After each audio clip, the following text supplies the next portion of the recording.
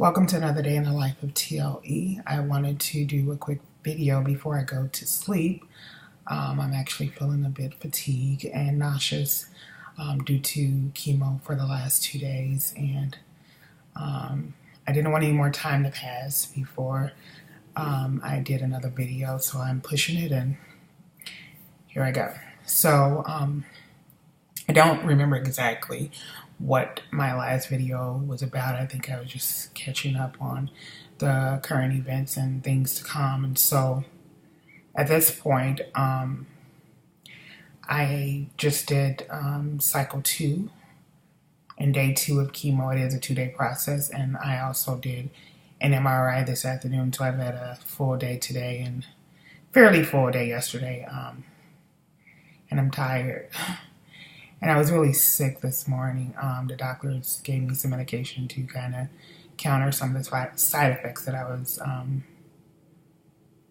experiencing, and it was pretty bad. So that's that. I'm at cycle 2. Yesterday, my doctor told me that he wants me to get a scan before the next treatment, which will be cycle 3, and he wants to see what's going on with that. He also wants to he wants me to meet with the pulmonologist, as well as start considering or thinking about radiation. And so he wants me to meet with the pulmonologist to find out what she wants to do concerning my lungs, because at one point, I think I did a video about this, she told me to stop tapering at 17.5 for the prednisone, and that was as a result of some pretty severe side effects that I was having during that time, and a lot of shortness of breath. And so I stopped for a couple of weeks, and I stayed there, and then once I felt stronger and better, I started back tapering. So I'm currently at 15, and I'm feeling pretty good.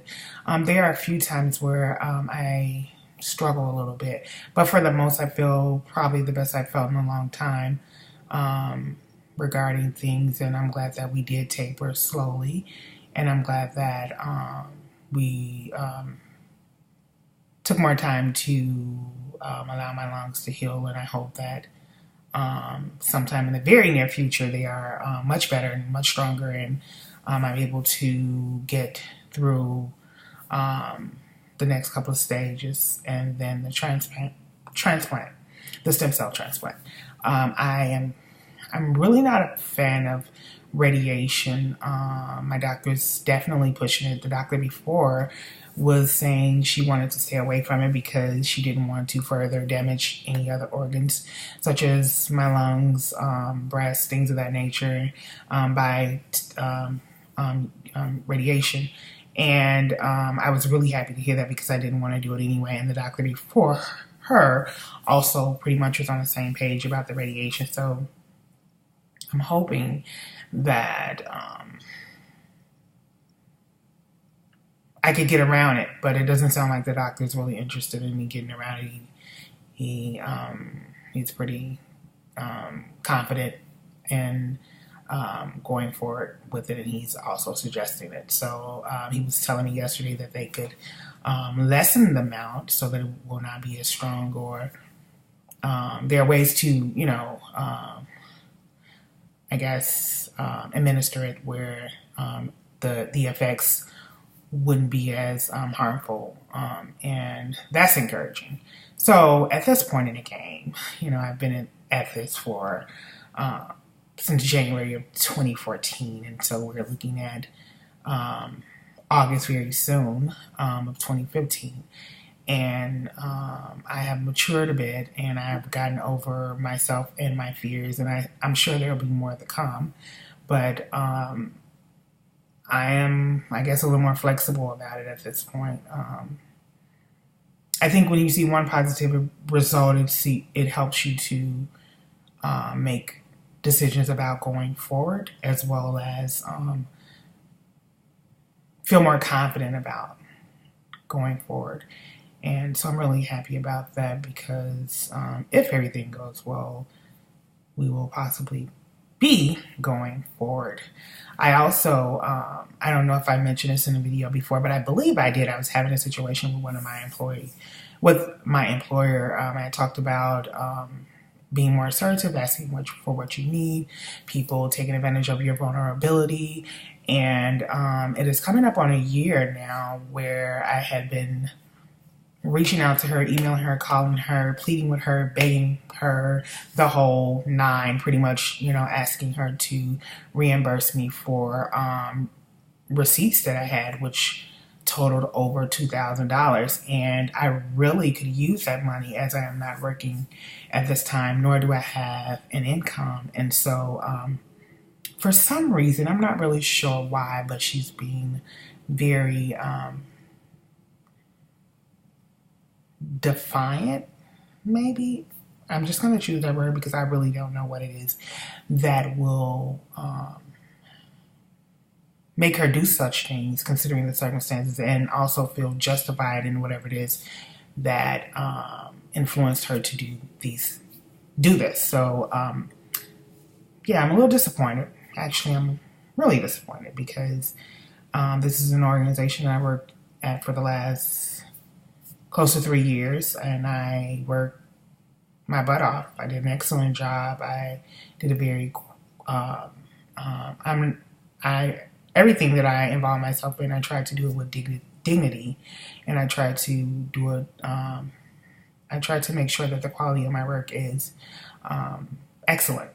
If I'm going to do it, I wanted to represent who I am and what I stand for, and I did that. And she will attest to that, as well as many other people in the community too. However, for some reason, it was just like once I get sick and once, things turn for the worse for me and I decided to leave, she came out of a box on me. And there was a couple of things. She had actually called me while I was in the hospital getting treatment, a very intense treatment at the time, and threatened to fire me. She withheld my last paycheck, just a whole bunch of things that I didn't foresee coming, and I was very hurt actually by her actions. And I emailed her and I told her that, and that was that. But I'm not sure, why she's doing what she's doing, but I really am dedicated to receiving the funds that I freely gave to this organization under the pretense that they were going to fully reimburse me. And so at this point, she's saying that she only owes me $600 because she went through the receipts again and, had all these reasons as to why she was not going to charge me. She was not going to reimburse me for some of the receipts. A large amount of them, she said, was illegible. She couldn't read them. And just random stuff she was coming up with so that she wouldn't pay me. And that was also disheartening because although I turned in $2,000 worth of receipts, there were plenty of there were plenty of activities and things that I had done for the company that I didn't ask for or request a reimbursement for. I just did it out of the kindness of my heart, and I did it for the women that I was working with. And so I was just baffled that she is trying to shortchange me. And so it's a power thing, I think too. Yeah, I can't really figure it out. I don't have the energy to figure it out. I have so many other things going on and so many things pulling at me. I was trying not to go official about it because I didn't want to damage relationships with people who I did like in the country, such as the company, such as the executive director and her husband, because they were both really kind to me and they're actually parents of one of the women that I was taking care of. And I've actually reached out to her as well, and I'm like, hey, can you do something about this? And she just referred me back to the executive director, and that I didn't really want to hear that, but I understand her saying that wasn't her role, but I feel like she could have influenced her or said something to her, considering that I've never, been I was a really good employee, and I was really good to her daughter, and just as they were good to me as well. So I'm not really sure why that happened or why this isn't happening, but those are some things that are concerning me. Um, but I am, staying on it, and as I get energy to email about it, I do. Quite a few people suggested that I get legal representation, and again, I was trying to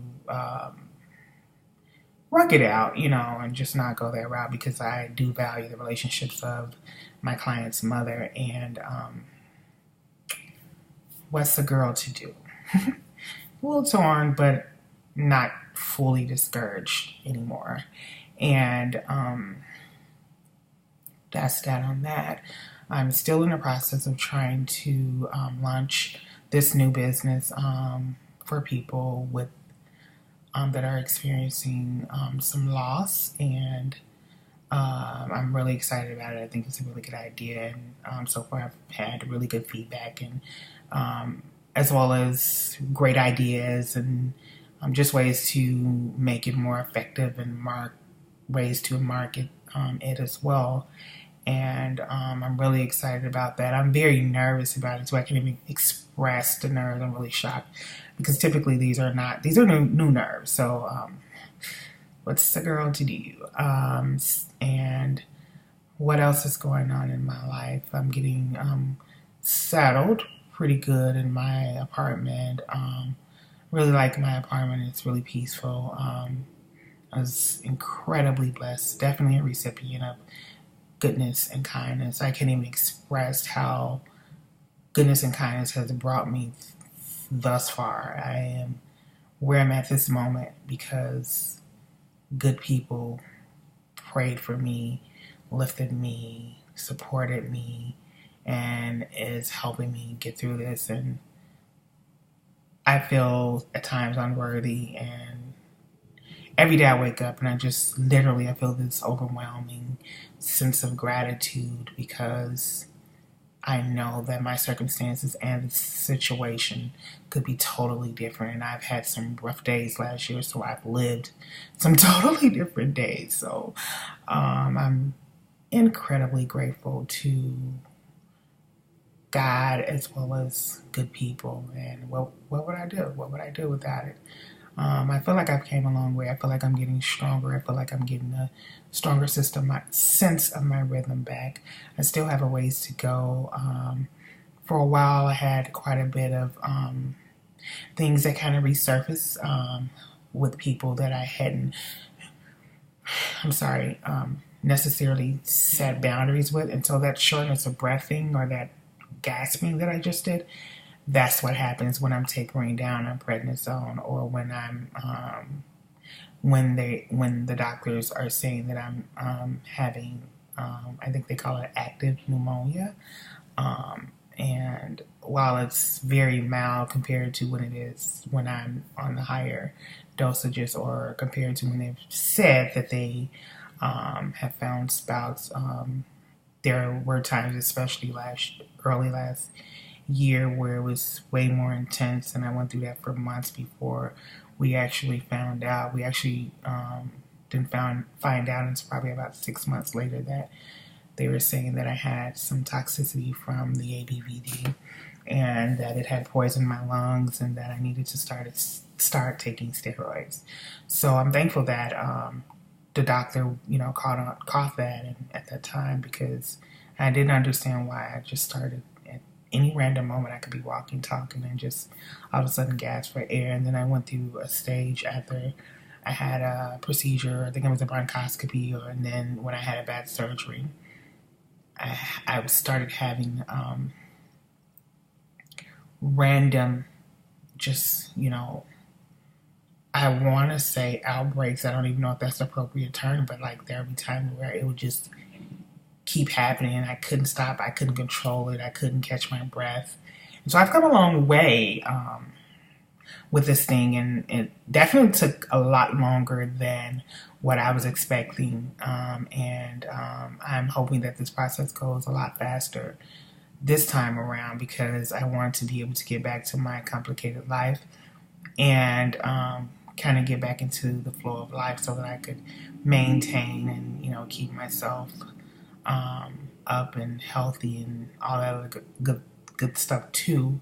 I want to be able to go to work and do something, or just do something productive. And while I am trying to do that, even while I'm going through this, and I guess my next point will be in a couple of weeks. I'm planning to do a youth summit, and I want to address some of the issues that are going on in our city, and talk to some young people, and just kind of do some promos and get some people out to help our young people, because I feel like there's a strong need for the village to come together and help these kids. Like the saying says, it takes a village, and sometimes, the village may consist of family, friends, and then at other times, professionals, police officers, teachers, principals. Like, we all have to do this.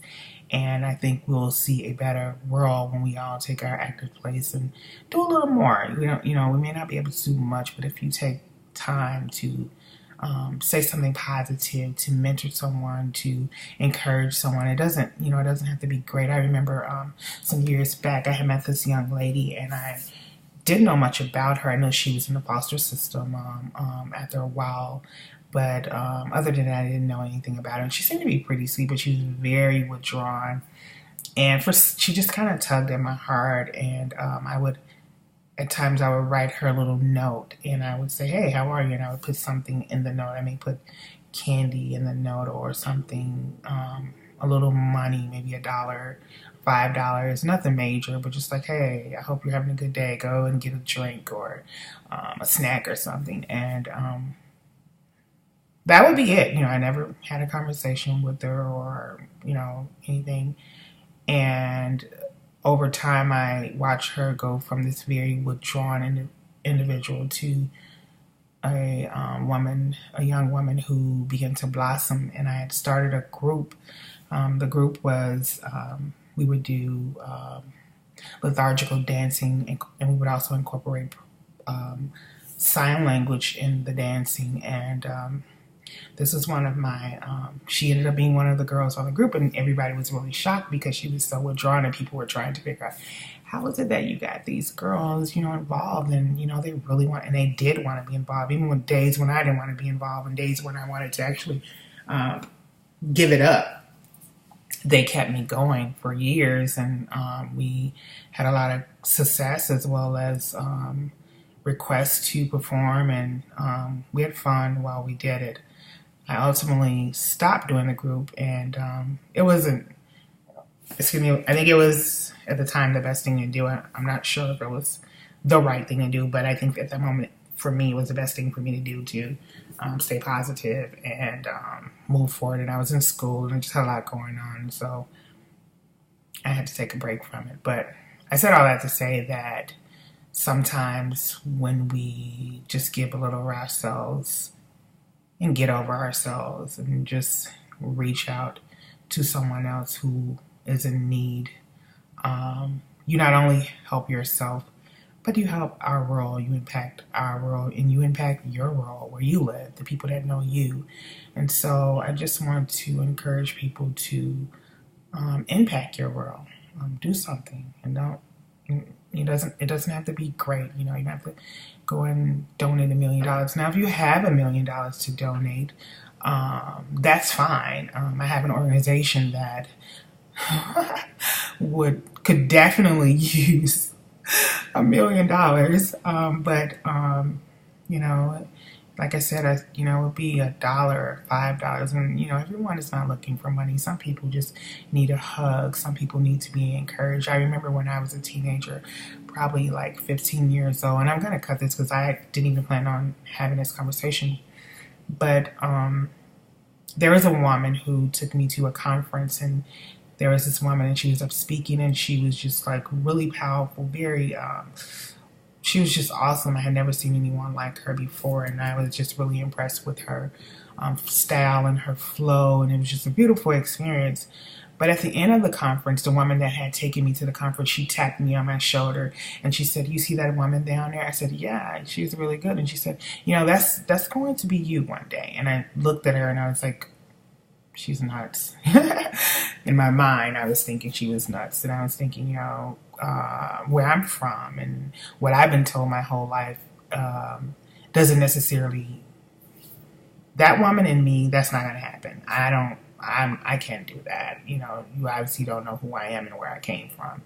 But while I was struggling with all those thoughts and all those other things that had been embedded in my psyche and my spirit by people who were supposed to love me and be there for me and support me, there was a small part of me that just loved the idea of being able to impact other people and being able to be something different, be something that I felt like I would enjoy doing. And so it took me a long time, and I still struggle with quite a bit as it relates to accepting, the fact that there is a greater call and there are great things for me to do.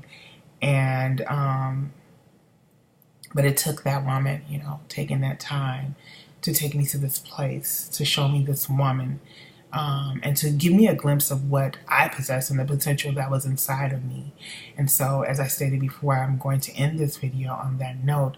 I just want to encourage people to give back, give a little.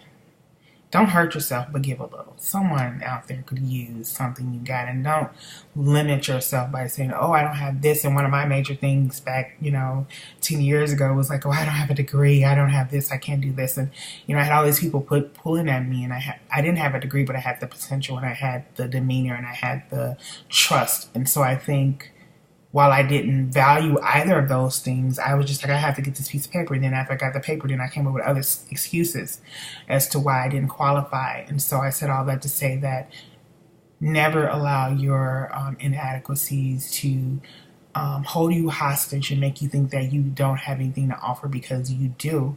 And I think we're all created with something to give to mankind. And it's up to us to invest in ourselves, as well as dig and pull those things out, and then learn how to freely give them, and learn how to give them without abusing yourself and without allowing others to abuse you. Because that's the other thing that I've learned over time, that we can often abuse those beautiful things that we naturally are able to do. And I'm really going to stop right now because this is getting longer. But thank you, and I will talk to you soon. Have a good.